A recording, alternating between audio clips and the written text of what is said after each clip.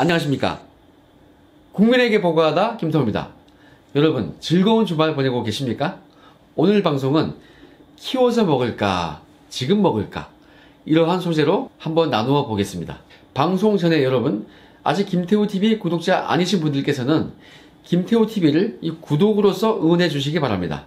여러분 제가 특감반이 있을 때 가장 마지막에 쓴 첩보가 바로 도로공사 사장 이강래 일감 몰아주기 첩보였습니다. 그리고 제가 이 정부 특감반에 오자마자 가장 처음에 쓴 첩보가 바로 도로공사 사장 김땡땡 일감 몰아주기 첩보 이거였습니다.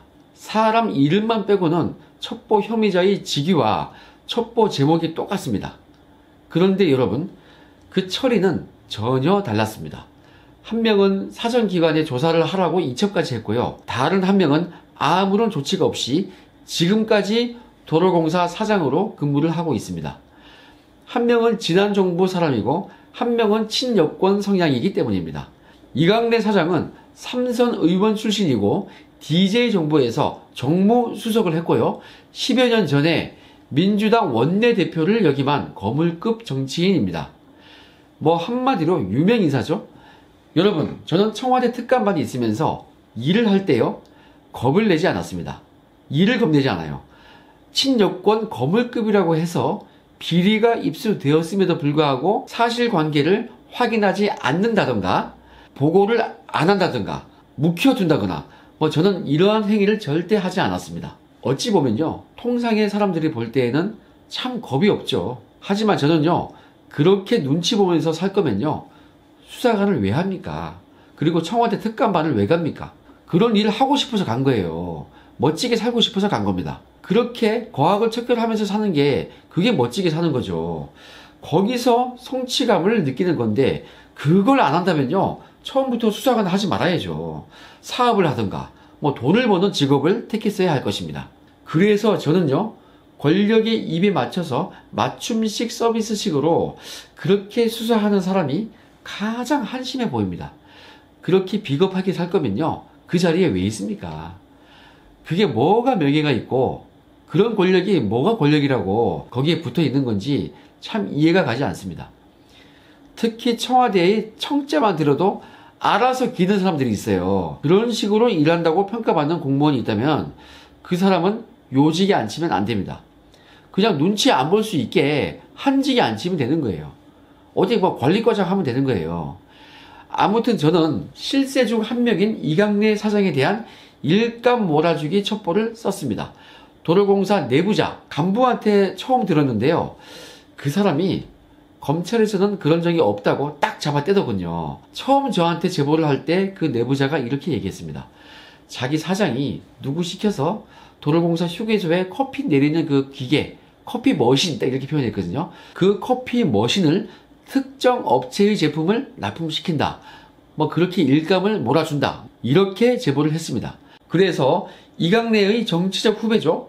우재창 전 의원이 하는 업체에서 나온 그 커피 기계다. 거기서 나오는 원두 등등까지 해서 그 재료까지 함께 납품을 한다. 이런 거였습니다. 그런데 저는 이 두세 줄짜리 첩보를 딱 듣고요. 오랫동안 내사를 했습니다.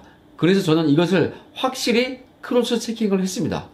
그것을 잘 알 수 있는 모 전문가에게 문의했더니 바로 이거 사실이 맞다라고 확인을 해주더군요, 저한테. 거기다가 추가로 구체적인 것을 더 알려줬습니다. 그런데 저는요, 거기서 또 확인을 멈추지 않았어요. 도로공사 홈페이지와 언론을 한번 살펴봤죠. 그거 보면요, 도로공사 카페를 고속도로 휴게소에 만들어 놓고 그 커피숍이 싼 가격에 커피를 고객들에게 제공한다. 그런 좋은 취지로 만들었다고 되어 있습니다. 4,000원대 커피를 반값 정도에 공급하는 것으로 그렇게 소개가 되어 있습니다. 그 이름이 EX 카페였습니다. 그런데 그 EX 카페를요, 당시에 전국의 7개 휴게소에서 시범적으로 운영하고 있었습니다. 전국의 고속도로 휴게소가 200개 정도 됩니다. 198개인가 그래요. 그래서 지금은 7개 휴게소에서 시범적으로 운영하고 있는데 나중에는 전국의 200곳에 확대하겠다. 이런 취지로 설명이 되어 있습니다. 저는 이러한 내용을 팩트라고 확인을 했었고요. 이것을 크로스 체킹을 넘어서 제가 직접 발로 뛰어서 추가 확인까지 했었습니다. 그래서 저는 이거 확실하다면서 보고를 한 거죠. 마침 저희 집 근처에 용인 죽전 휴게소가 있거든요. 그곳이 그 7개 시범 운영하는 곳 중에 하나였습니다. 거기에 EX 카페가 있었다고요. 그래서 거기를 제가 직접 가봤습니다. 그래서 제가 그 EX 카페 직원한테 한번 물어봤습니다. 이거 얼마짜리예요? 하니까 이거 한 대 200만 원이에요 이러더라고요. 그런데요, 그 매장이 한 2평 될까? 정말 코딱지만한 구멍가게였습니다. 그런데 그 한 대에 200만 원 하는 그 커피 기계가요, 그 조그만 가게 안에 무려 6대가 있더라고요. 그러면요, 그 커피 머신 기계값만 해도 1200만 원 아니겠습니까? 원두 등등 재료값만 포함시켜도요, 납품액이 더 많아지겠죠? 그런데 웃기는 게요, 고속도로 휴게소에 많이 있는 다른 메이저 커피 전문점, 여기 한번 가보면요, 그 매장이 그 구멍가게 EX 카페보다 훨씬 커요. 막 앉는 자리도 있고 막 그래요. 그런데 그 커피 내리는 기계, 그게 그 메이저 업체에도 2대밖에 없어요. 그래서 제가 EX 카페와 메이저 카페 그 2개를 비교하는 그 사진을 제가 다 일일이 찍었습니다. 이 코딱지만한데 6대 있고, 정말 큰 곳이고 메이저인데 2대 있고, 이것을 제가 딱 비교되게 다 찍었습니다. 여러분, 이 정도면요 정말 웃기는 거 아닙니까? 그때 제가 견적을 딱 내렸습니다. 이거를 7개 휴게소에서 지금 납품을 해서 시범 운영 중인데, 와, 이거 전국의 모든 휴게소 200여 개를 확대하면 1200만 원 곱하기 200개면은, 야, 이거 커피 머신 기계값만 24억이네? 그런데 이거 원두 등등 재료까지도 납품하기 때문에 한마디로 전국에 확대하면요, 한 업체에 수십억 원을 몰아주는 것입니다. 이와 같이 딱 계산이 나오지 않습니까? 그런데 저는 그때 살짝 고민을 했습니다. 업무는 신중히 해야 하니까요. 야, 이거 지금 이 사실을 보고하면 이거 의미가 있겠다. 왜냐하면 지금 이거는 시범 운영 중인데, 지금 상황에서는 해 먹은 것이 1200만 원 곱하기 7곳, 그러면은 원두값을 포함해도 한 1억밖에 되지 않아. 지금 상황에서는 형사처벌의 의미는 크지 않겠다. 딱 이렇게 저는 판단을 했습니다.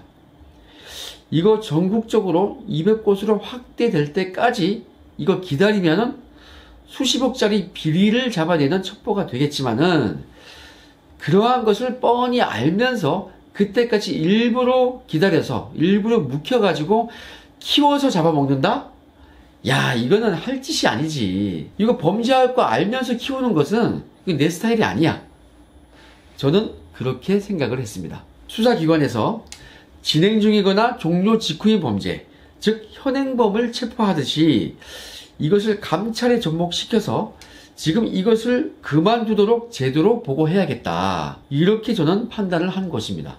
그런데 여러분, 흔히 수사기관에서는요, 거악을 척결하는 것이 의미가 있지 않습니까? 그런데 수사할 때 이미 거악이면 거악 척결하면 되는 거예요. 그런데 이게 아직 거악이 아닌 정말 미미한 시작 단계란 말이에요. 그런데 좀 시간이 지나면 골마 터지고 거악이 될 것 같아요. 그러면 아주 옛날 스타일 같으면요, 속칭 키워서 잡아먹겠죠. 이게 사건을 키우는 거거든요, 이 묵히는 게. 그런데 저는 그 당시에 청와대 특감반 소속이고 고위공직자 그리고 공직감찰이 임무인데, 그렇게 판을 키워서 첩보를 만든다는 것은 이거는 국가 행정에 전혀 도움이 되지 않는다. 저는 이렇게 판단을 했습니다. 이거는 뻔히 눈에 보이니까 지금 멈추게 해야겠다. 이렇게 저는 판단을 한 것입니다. 그래서 첩보를 썼죠. 그래서 확인되면 징계 주고, 정말 정직한 사람 안 치면 되는 거 아닙니까? 제가 최초로 들었던 그 이야기, 그 제보요. 그리고 중간에 크로스 체킹하면서 들었던 이야기. 그리고 제가 직접 발품을 팔아서 휴게소에 가서 확인한 거. 이렇게 제가 모아서 보고서를 썼습니다. 그런데 여러분, 제가 양심 선언을 할 때까지 전혀 조치를 안 했습니다. 결과가 일단 그래요. 지금 상황에서는 그걸 하겠습니까? 난리가 났는데.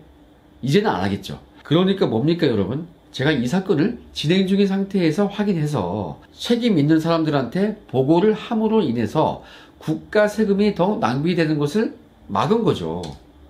사실은 이거 언론에 알려지면서 국민에게 보고되면서 막아진 거예요.